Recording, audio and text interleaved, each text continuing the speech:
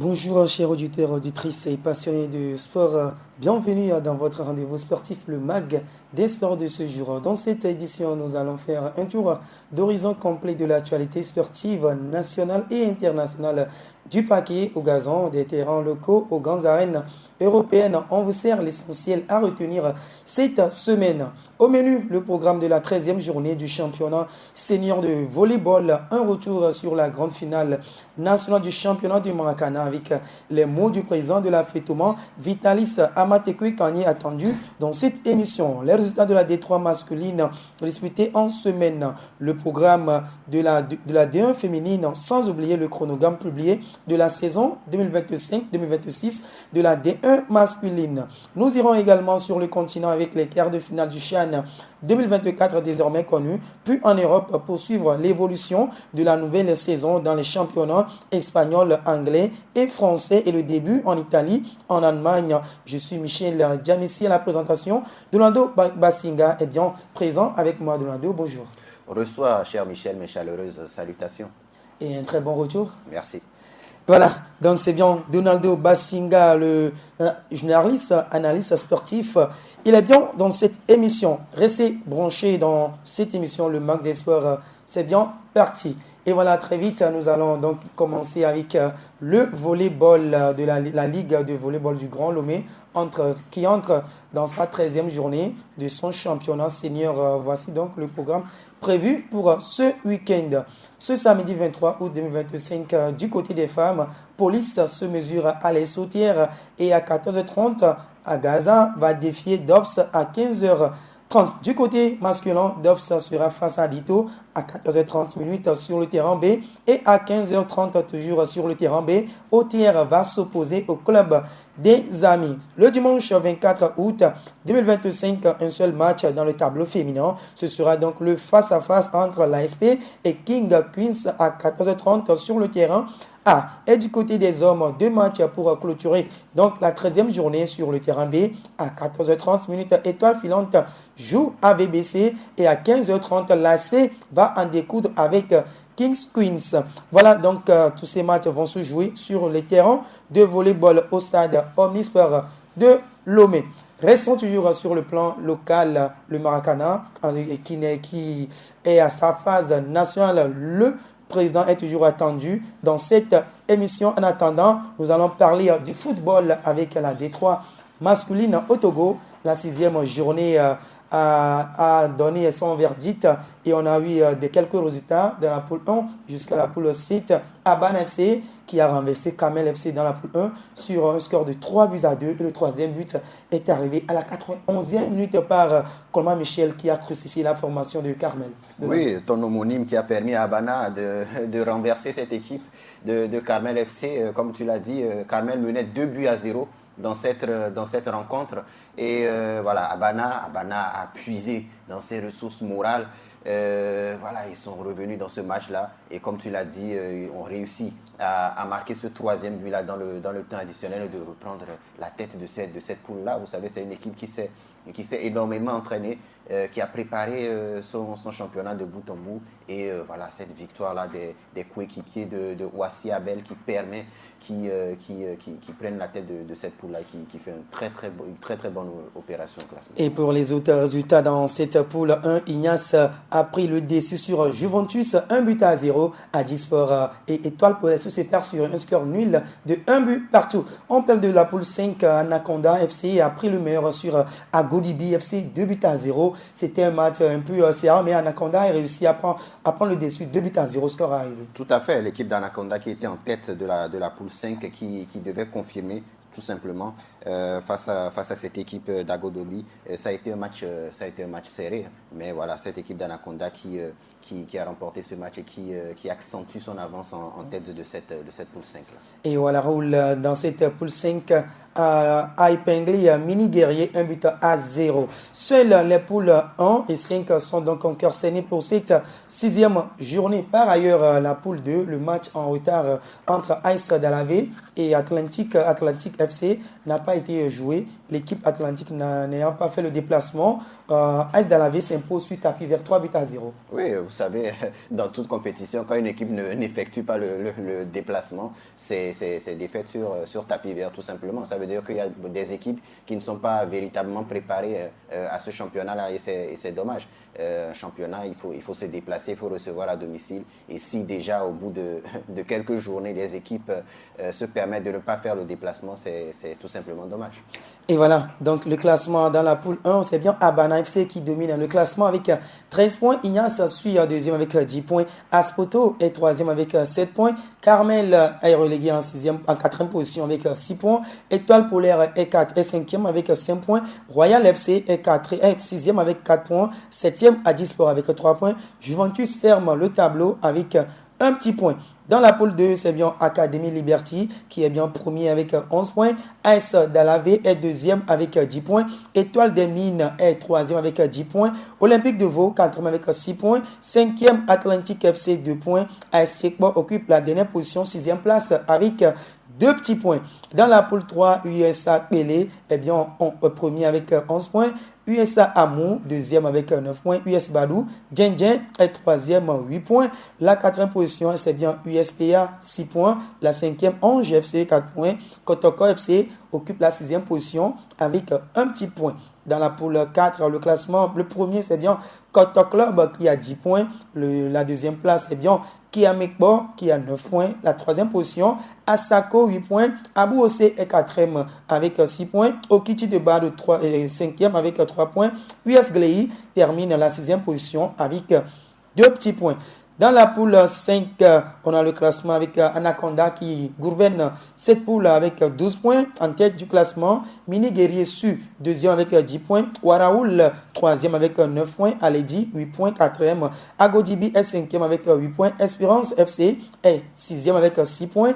Gouni FC, septième avec 5 points. Et la huitième position, c'est bien Ice Nilim Foot avec 5 points. Dans l'avant-dernière poule, Sarah FC de Bafilo est premier avec 10 points. Planète Foot suit deuxième 9 points. Tafas de Canquin est bien troisième avec 8 points. Volcan FC de Bafilo, 5 points. Quatrième. Cinquième, c'est bien AS Dakben de Kunka, 5 points. Et sixième, c'est bien Bundia FC de Kekao, 4 points. Dans la dernière poule 7, c'est bien JSD qui domine cette poule avec 7 points. Tigre Noir est bien deuxième avec 7 points. Il y a goal différentiel 5 pour le premier, 2 pour la deuxième place. Le troisième, c'est bien AS Djemarbou, 7 points. Quatrième, AS GTZ, 5 points. Et la cinquième place, c'est bien MCC, 1 point. Voilà donc pour le classement de la troisième division masculine ici, ensuite au Togo. On capte sur la D1 féminine, c'est bien le championnat qui se poursuit avec la quatrième journée. Au programme, voici donc les rencontres à venir. D'abord, on prend ce match entre AFC qui va s'opposer à la formation d'Athleta. Oui, deux équipes ambitieuses en début de championnat. Un match qui sera assez intéressant entre deux équipes qui ont commencé assez timidement ce championnat-là. Aucune victoire pour les deux équipes depuis le début de la saison. Un match nul et 2 défaites pour Ahé, 2 matchs nuls pour Athleta. Ça va être un match assez intéressant pour ces deux équipes-là. Il faut absolument se relancer. La saison dernière, c'est Ahé qui l'avait emporté 6-0, on s'en rappelle, face à Athleta. Au match retour, il y a eu 0 but partout. Ahé partira légèrement favori dans cette confrontation-là. Mais voilà, c'est un autre championnat tout simplement. Et on verra ce que ça va donner dans ce match-là. Et le deuxième match également dans cette poule A, c'est la face entre l'attente de vice-champion de la saison et qui fera face à la Sebarakuda. AC Barakuda également qui cette saison a bien débuté la saison également. Oui, la Barakuda qui a bien commencé. C'est vrai, ils ont joué 2 matchs. Une victoire et puis un match nul. Et voilà, l'entente 2 qui commence avec 3 matchs nuls. Voilà, 3 points tout simplement pour cette équipe de l'entente 2 qui est 4e. Barakuda est 3e. Ça va être un match également serré entre deux équipes qui en début de saison voulaient faire de bonnes choses là. Elles ont commencé véritablement timidement ce championnat-là. La saison dernière, il y a eu une victoire de chaque côté. La Barakuda l'avait emporté 2-1. lors de la 10e journée. Et lors de la 3e journée, c'était l'Entente 2 qui l'avait emporté. Donc voilà, difficile de prédire l'équipe qui sera victorieuse de ce match-là. Mais en tout cas, il y aura un beau match.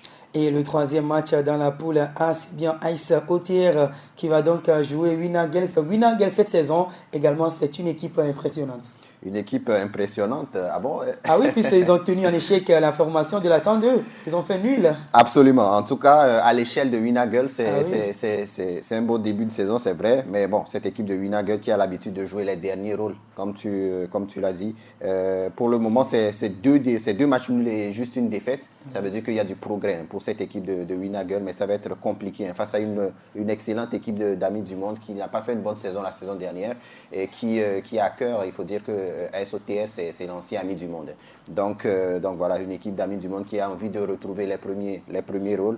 Pour le moment, cette équipe est deuxième avec 4 points dans cette poule-là et aura à cœur de battre cette équipe de Winagel pour essayer de prendre cette première place-là. Elles ont des joueurs, cette équipe a des joueurs assez en forme. Quand je prends Rachida Aboudou qui a déjà 3 buts dans ce championnat-là. Adinda Akou également qui a 2 réalisations. Voilà, je pense que l'armada offensive de cette équipe de l'ASOTR devra faire la différence face à une équipe de Winagel qui encaisse beaucoup de buts. Donc voilà, l'ASOTR partira favori de ce match-là au stade municipal de Lomé. Mais attention à cette équipe de Winagel également. Et dans la poule B, ce match entre ASCO, qui a déjà eu 3 victoires, va défier Tambo FC. Oui, ce match sera reporté parce que voilà, il y a cette équipe d'Asco qui doit jouer une compétition. La compétition du côté de Yamoussoukro. Exactement, donc ce match n'aura pas lieu, mais voilà, ce match aurait dû avoir lieu ce week-end-là. Asco partira même à son retour favori, même si elle revient fatiguée face à cette équipe de Tambo. Et Semassi vers Doumbé, ce sera donc à Sokodé. Est-ce que Semassi va accueillir Doumbé FC de Manga? Oui, voilà, je pense que les matchs de la zone nord seront assez alléchants parce que c'est une poule dans laquelle on a vu énormément de buts au cours de ce début de championnat-là. Mais on va avoir un face-à-face entre 2 équipes qui sont 5e et 6e de cette poule-là. Un seul point pour Doumbé de Mango et pour l'instant aucun pour cette équipe de Semassi. Ces 2 équipes n'ont véritablement pas bien commencé leur championnat et il faut absolument se racheter. Ces 2 équipes qui prennent énormément de buts, 6 buts encaissés par Semassi depuis le début de ce championnat-là, 8 pour Doumbé de Mango qui veut essayer de battre les records de Doumbé masculin, on s'en rappelle. Et j'espère que ce ne sera pas le cas. Mais voilà, cette équipe de Doumbé, c'est vrai, prend beaucoup de buts, mais a en son sein la meilleure buteuse pour le moment de ce championnat, au Falache Anjorn, 4 buts. Et voilà, cette équipe pourra compter sur sa buteuse-là, mais si elle prend des buts, ça ne servira pas à grand-chose. Donc voilà. La saison dernière, il y a eu 5-2 pour Semassi de Sokodé au match aller, avant une victoire 1-0 au retour. Ça veut dire que Semassi partira légèrement favori de ce match. Et le dernier match, c'est bien Unisport qui sera face à Fouadan FC2 d'Apaon. Pendant ce temps, la FTF a publié, c'était le 7 juillet passé, le chronogramme de la nouvelle saison 2025-2026 en D1 masculine. Une saison qui s'annonce avec en ouverture une super coupe programmée le 7 septembre. Et la saison débute le 14 septembre 2025 en D1 masculin de Nado Basinga. Comment trouvez-vous ce chronogramme? Écoutez, ce chronogramme, oui, tu l'as dit, a été annoncé le 7 juillet passé. La FTF a l'habitude de publier des chronogrammes avant le début de chaque saison. Et on a l'habitude que ce chronogramme soit régulièrement mis à jour. Moi, je m'attends encore une fois à une mise à jour parce que jusqu'à ce jour, on n'a pas encore le classement de la D1 de la saison écoulée. Je ne sais pas sur quelle base on va jouer la Supercoupe. C'est vrai que la SCK a remporté le championnat, a eu la coupe, mais il y a encore des matchs en suspens. Pour le moment, on ne sait pas qui va descendre, si c'est le CDF à Clou, si c'est l'Étoile filante, etc. Le 7 septembre, c'est dans pas longtemps. Donc, voilà. On a pris note de ce chronogramme-là, tout simplement. Mais je pense que ce chronogramme sera revu, tout simplement. Ou voilà, on attend en tout cas le championnat. Selon vous, vous êtes sûr que le championnat va vraiment débuter le 14 septembre? Je suis pessimiste par rapport à ça. Parce qu'en temps, il faudra que le classement de la D1 soit connu. Il faudrait qu'on sache qui descend, qui monte. C'est par rapport à ça qu'on fera un calendrier, qu'on va établir un calendrier du championnat. On ne peut pas faire un calendrier sans savoir les équipes qui vont disputer le championnat. On ne sait pas combien d'équipes vont jouer le championnat la saison prochaine. En D1, en D2, il y a beaucoup trop de paramètres en jeu.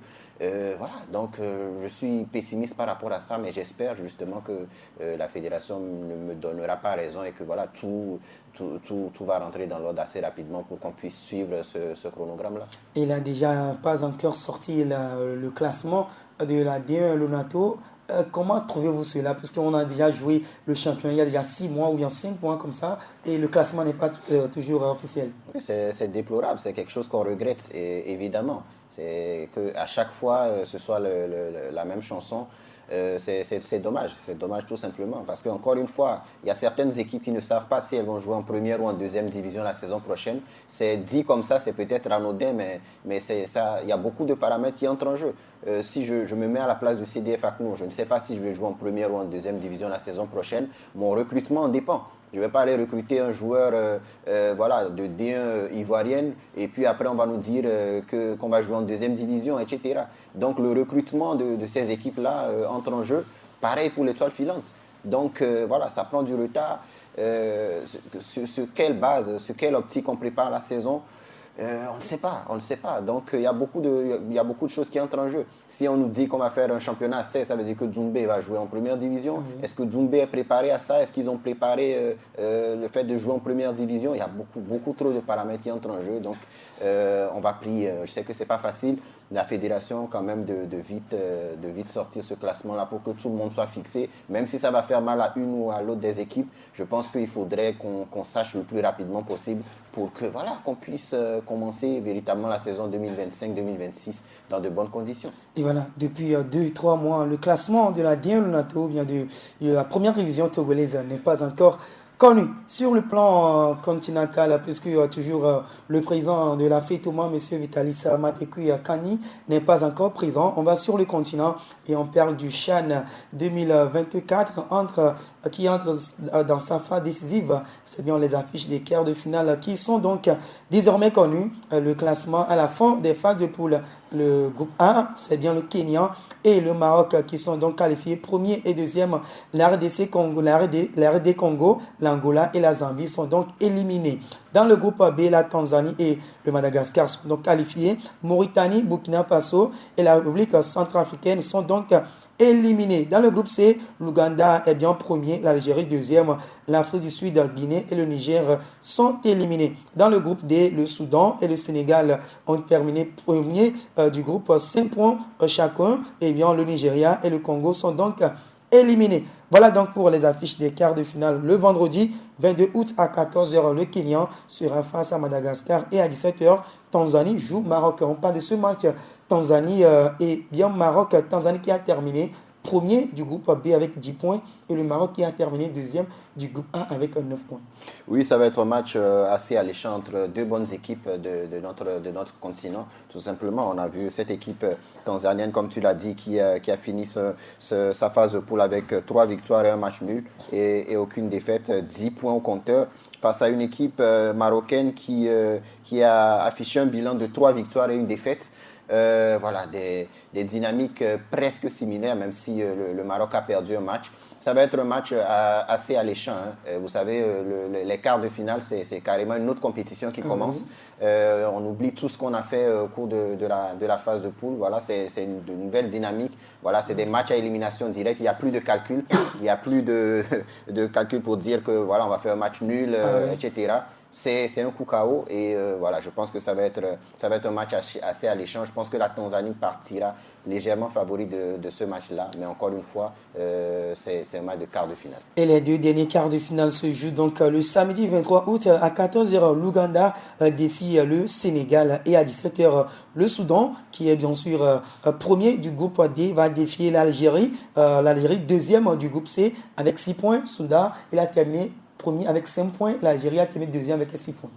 Oui, le Soudan voilà, ça va être un match entre deux équipes également qui ont fini, vous savez, le Soudan a fini premier de sa poule avec 5 points. Avec 3 matchs joués. Avec 3 matchs joués, c'est vrai, et l'Algérie 6 points avec 4 matchs joués. Mais le Soudan affiche voilà, une victoire et 2 matchs nuls. Ah oui. L'Algérie, c'est également une victoire et 3 matchs nuls. Donc voilà, c'est voilà, deux équipes qui ont peiné en griffe avant de se hisser à ce niveau de la compétition. Ça va être un match assez serré. Ça va être un match serré entre deux bonnes équipes et on va voir ce que ça va donner. Je pense que l'Algérie partira peut-être favori de ce match-là, mais attention à cette équipe soudanaise qui est un championnat, on le connaît assez relevé. Et voilà, donc pour les affiches des quarts de finale du CHAN qui se jouent au Kenya, au Madagascar et en Ouganda, les quarts de finale débutent ce vendredi et prennent fin le samedi. Et pour finir, il faut parler de l'Europe, la saison 2025-2026 qui a démarré en Espagne, en Angleterre et en France. Ça démarre également en Allemagne et en Italie. Ce week-end, d'abord, on vous livre les derniers résultats et ce qu'il faut savoir avant la deuxième journée. En Liga, le mardi passé, c'est bien le Real qui est venu à bout de l'Osasuna à la dernière minute, 1-0 avec un penalty transformé par Kylian Mbappé qui lance son compteur de but, Donald. Oui, ça a été voilà, une affiche attendue avec l'entrée en lice du Real Madrid. Le premier match de Xabi Alonso en Liga avec le Real Madrid. Ça a été voilà, un match assez poussif et une victoire assez étriquée du Real Madrid grâce à ce penalty provoqué par Kylian Mbappé et transformé tout simplement. Donc voilà, il a porté son équipe, il a permis à son équipe de remporter ce match 1-0. C'est vrai, le résultat est là, mais il y a encore beaucoup de choses à revoir du côté de cette équipe du Real Madrid. On a l'impression qu'il n'y a pas grand-chose à changer pour le moment. La mayonnaise ne prend pas véritablement. Ça a été, voilà, on peut se dire que c'est une première journée, la victoire est au bout. Mais il y a encore du travail du côté de cette équipe du Real Madrid. Ah oui, il y a une équipe qui a connu beaucoup de changements. On a vu l'autre fois, il y avait eu Carrière, Trent, Hussein, il y a également Brahim qui était titularisé. À l'entrée, il y a Mastantuono, Ada Güler, ils étaient tous présents. Voyez-vous que le Real Madrid de cette saison, comparativement à la saison dernière, ça peut quand même montrer de belles choses. Ça peut montrer de belles choses, mais il faut dire que voilà, il y a un paramètre qui entre en jeu, c'est que cette équipe du Real Madrid a disputé le mondial des clubs, a eu une préparation assez tronquée, donc ça va aller crescendo. Ça va aller crescendo. Il ne faut pas beaucoup attendre de cette équipe-là en début de saison. C'est la même problématique qu'on en parlait tout à l'heure avec le Paris Saint-Germain, Chelsea, etc. Les équipes qui sont allées assez loin lors du mondial des clubs n'ont pas véritablement eu de préparation. Donc ce sont ces premiers matchs-là qui vont leur permettre voilà, de se remettre petit à petit en jambes. Je pense que le défi pour le Real sera de perdre le moins de points possible en ces débuts de saison parce que voilà, il faut que la mayonnaise prenne et ça va mettre du temps. Contrairement à une équipe barcelonaise qui, par exemple, n'a pas joué le mondial des clubs, ça va carburer en début de saison, c'est évident. Donc voilà, il y a ces paramètres qu'il faut mettre en jeu. Et puis il y a de nouveaux joueurs, tu l'as cité. Ça va être compliqué de l'intégration, c'est pas facile. Un nouveau système, un nouveau coach qui est arrivé. Voilà, il faut s'habituer à ses partenaires, etc. Donc voilà, ça va être compliqué en ce début de saison pour le Real, mais c'est une grande équipe et on en entend beaucoup. On parle en 30 secondes du Brésilien au Real Madrid, Rodrigo, qui n'est plus le premier choix ni le deuxième choix. L'autre fois, il est resté sur le banc. Comment trouvez-vous cela? Oui, il est poussé tout simplement vers la sortie, tout simplement. Je ne trouve pas que ce soit un bon choix de la part des dirigeants parce qu'on a vu Rodrigo la saison dernière, voilà, qui a porté l'équipe en début de saison, avant bien sûr de sombrer également à l'image de son équipe. Mais voilà, il y a beaucoup de choses qu'on ne sait pas. Est-ce que son attitude a changé dans le groupe, etc. Voilà, mais voilà, je pense que c'est une valeur marchande et le Real Madrid a besoin également de sous. Donc voilà, c'est On ne peut pas vendre Kylian Mbappé qui est arrivé la saison dernière. Vinicius, c'est également un cadre. Donc, mais je pense qu'il y aura encore il y aura des départs. Il y aura des départs avant la fin mais je trouve ça un peu injuste pour Rodrigo. Mais voilà, il a également la possibilité d'aller dans d'autres clubs qui sont intéressés, comme Manchester City, comme même le Paris Saint-Germain, on en a parlé. Donc voilà, c'est dommage. Moi, c'est un joueur que j'aime beaucoup. Mais voilà, c'est un choix du club, tout simplement. Et l'autre score de la première journée en Liga avant ce match du Real Madrid, c'est bien le nul de 1 but partout entre Elche et Real Betis. Le programme de la deuxième journée, ça démarre ce vendredi 22 août avec Real Betis qui joue Deportivo Alaves le samedi. Real Mallorca va jouer donc Celta Vigo. Levante sera face au Football Club Barcelone à 19h30. Ce match, Levante, il va jouer Football Club Barcelone. Ce sera donc la deuxième journée. Oui, le FC Barcelone sera évidemment favori de ce match-là. Ils sont en déplacement? Ils sont en déplacement, bien sûr, mais on a vu la saison dernière qu'ils sont en déplacement ou à domicile. Ah oui. Je pense qu'il n'y aura pas...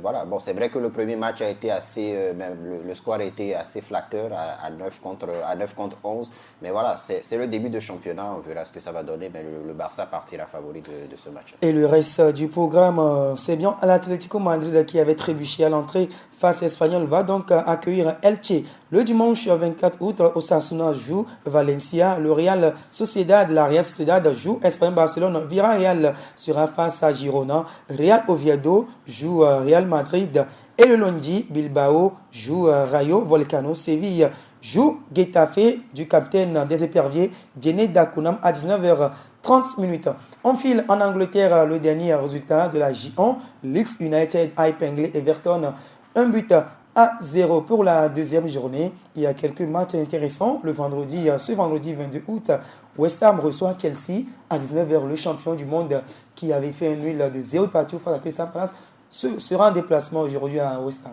Oui, le champion du monde qui, comme tu l'as dit, a commencé avec un match nul. On en parlait tout à l'heure. Les équipes qui sont allées loin au mondial des clubs, ça va être compliqué en ce début de saison. La preuve, ils n'ont pas réussi à remporter leur premier match. Et voilà, ça s'enchaîne directement avec ce match ce vendredi-là face à une bonne équipe de West Ham. Vous savez, la première ligue, c'est un championnat où tous les matchs sont compliqués, tous les matchs sont difficiles. Donc, ça va être un match compliqué en plus en déplacement face à une équipe de West Ham qui voudra remporter son premier match à domicile de la saison. Donc, ça ne va pas être un match facile pour les Blues de Chelsea. Et là, le derby qui a lieu le samedi 23 à 11h30, ce sera en plein soleil. Ce sera donc Manchester City qui va défier les Spurs de Tottenham. Ce match en début de saison, ça sourit forcément pour Tottenham Spurs. Ce sera encore une fois la deuxième journée en Première Ligue. Oui, Tottenham qui défie Manchester City de Josep Guardiola. Ça va être un match assez plaisant également entre deux coachs qui vont jouer assez tactique. On a vu que cette équipe de Tottenham était capable de poser des difficultés au Paris Saint-Germain. On l'a vu en Super Coupe d'Europe.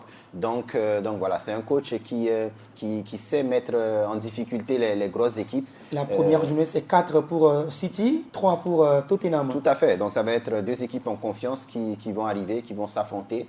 Mais je pense que voilà, Manchester City, Guardiola, il est déterminé à reprendre les choses en main dans ce championnat. Il a des joueurs exceptionnels, des joueurs de qualité. On a vu lors de la première journée avec son milieu de terrain incroyable. Et je pense que voilà, cette équipe de Manchester City sera véritablement à suivre au cours de cette saison. Il y a Rodri également qui va revenir. Ça va être quelque chose. Mais attention également à cette équipe de Tottenham également. On parle juste du Ghanéen Mohamed Kudus qui a rejoint cette formation de Tottenham. L'autre fois, on a vu également très impressionnant. Voyez-vous une très belle saison du Ghanéen aux Spurs?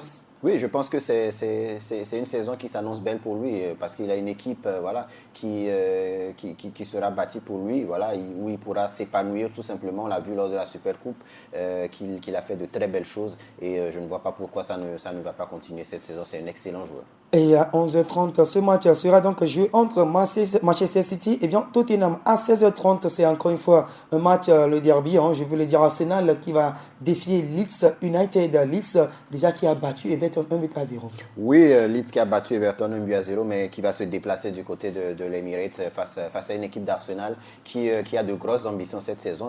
L'ambition est claire cette saison, c'est de remporter ce titre-là après avoir été 2 fois deuxième.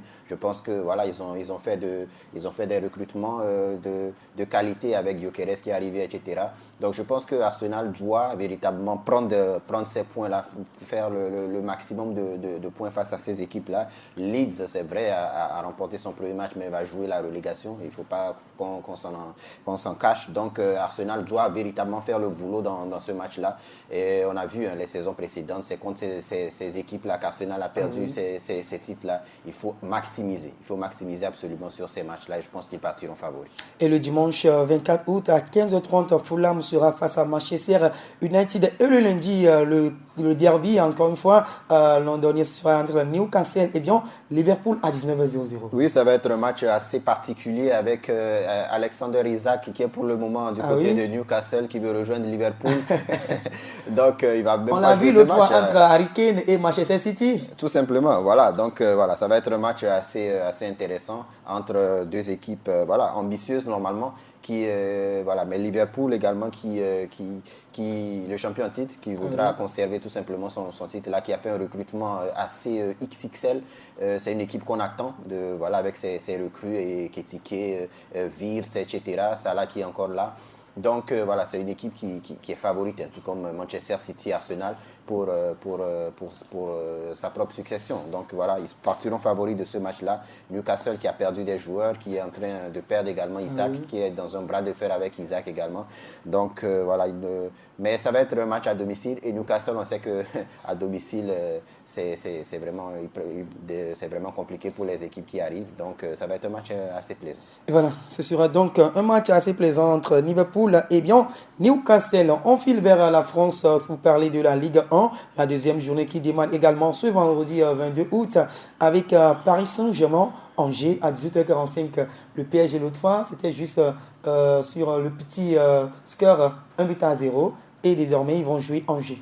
Oui, la saison c'était carrément un match amical pour cette équipe du Paris Saint-Germain, encore une fois, qui a aligné son équipe bis, tout simplement face au FC Nantes. Ça va être pareil aujourd'hui, parce que voilà, les cadres ne sont pas encore revenus au beau fixe. Encore une fois, c'est une équipe qui a disputé la finale du mondial des clubs, qui n'a pas eu le temps de se préparer. Donc voilà, ça va être un début de saison assez compliqué, mais voilà, le calendrier, bizarrement, les avantages, parce que voilà, ils ont joué Nantes, là ils vont jouer Angers, qui ne jouera pas les premiers rôles cette saison. Donc voilà, ça va être le premier match au Parc des Princes, ça va être assez particulier quand même. Et ils partiront favoris, mais ils risquent de commencer encore une fois avec l'équipe bis avant de faire entrer, comme lors du précédent match, les cadres pour faire la différence en fin de match. On parle désormais du deuxième patron de la Ligue 1, Olympique de Marseille, qui sera face à Paris FC à 15h. Paris FC, l'équipe promue en première division. Marseille qui a déjà eu une défaite en première journée et qui va donc jouer avec l'équipe promue. Oui, il y a une tension énorme du côté de l'Olympique de Marseille. Après cette défaite-là, il y a eu bagarre dans les vestiaires. Et il y a Adrien Rabiot, le meilleur joueur de la saison dernière de l'OM, et Jonathan Rowe qui ont été placés sur la liste des transferts, tout simplement. Une seule journée de championnat, une défaite, et c'est déjà le feu du côté de la Canabière. Ça va être un match qui va être sous tension, tout simplement au stade Vélodrome, parce qu'il y a beaucoup de supporters qui ne sont pas d'accord du traitement réservé à Adrien Rabiot, par exemple. Donc, ça va être un match assez particulier. Il y aura le feu du côté du Vélodrome face à une équipe du Paris FC, c'est vrai, qui a de nouveaux dirigeants, mais voilà, qui a perdu son premier match.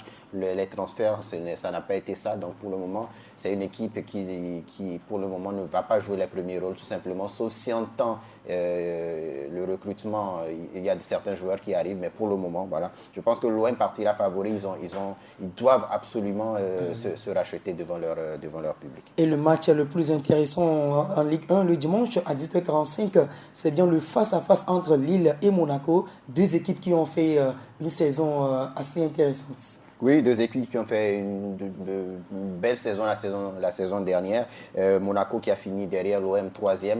Lille également qui a fait un bon championnat, qui a fait une belle phase de Ligue des Champions également. Donc voilà, ça va être deux équipes assez ambitieuses, deux outsiders de ce championnat-là, deux équipes qui peuvent véritablement jouer le podium cette saison.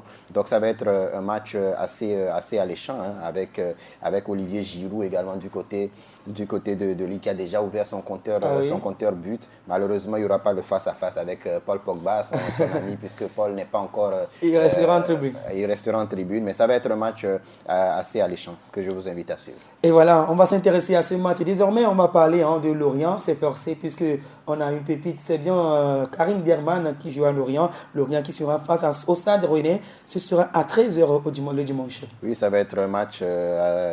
ça va être un match compliqué pour cette équipe de Lorient qui va affronter le Stade Rennais d'Habib Beye qui a battu l'Olympique de Marseille lors de la première journée de ce championnat-là. Voilà, Lorient, il faut le dire tout de suite, c'est une équipe qui va jouer le maintien. C'est une équipe qui va jouer le maintien. Et dans ce match, voyez-vous l'épervier titulaire? On espère tout simplement parce que voilà, l'épervier, c'est un joueur de talent qui peut véritablement aider cette équipe-là à faire de belles choses. Donc voilà, on espère, même s'il n'est pas dans ce match, on espère qu'il aura du temps de jeu, voilà, parce que c'est pas tous les Togolais qui évoluent en première division. Je pense que voilà, c'est le seul pour le moment. Donc voilà, on va tous être derrière notre Karim national et on espère qu'il fera de très belles choses cette saison. Et vous êtes bien sûr sur l'adaptation de l'épervier en Ligue 1. Exactement, il faut qu'il s'adapte, mais je pense qu'il a le talent. Il a le talent et il suffit qu'on lui donne sa chance et j'espère qu'il va la saisir tout simplement. Voilà, c'est quelqu'un qui a du talent et qui peut aider techniquement cette équipe-là à faire de belles choses cette saison. Et voilà, la saison démarre également ce week-end en Italie et en Allemagne avec des affiches intéressantes pour la première journée en Allemagne. La balle s'ouvre avec le choc Bayern Munich vs Leipzig ce vendredi 22 août à 18h30. En Italie, la Série A commence également le samedi 23 août avec des affiches comme Sassuolo-Napoli à 16h30. À 18h45, Roma joue Bologna. Également à 18h45, Milan sera face à Cremonese. Voilà donc pour tout ce nouveau numéro de Mag des Sports. Merci Donaldo Basinga. Merci à toi Michel, merci à tous les Djinafi. Et merci à vous chers auditeurs, auditrices de rester fidèles à cette web radio Djena. On remercie également tout ce monde qui a suivi cette émission. On se dit bye et ciao.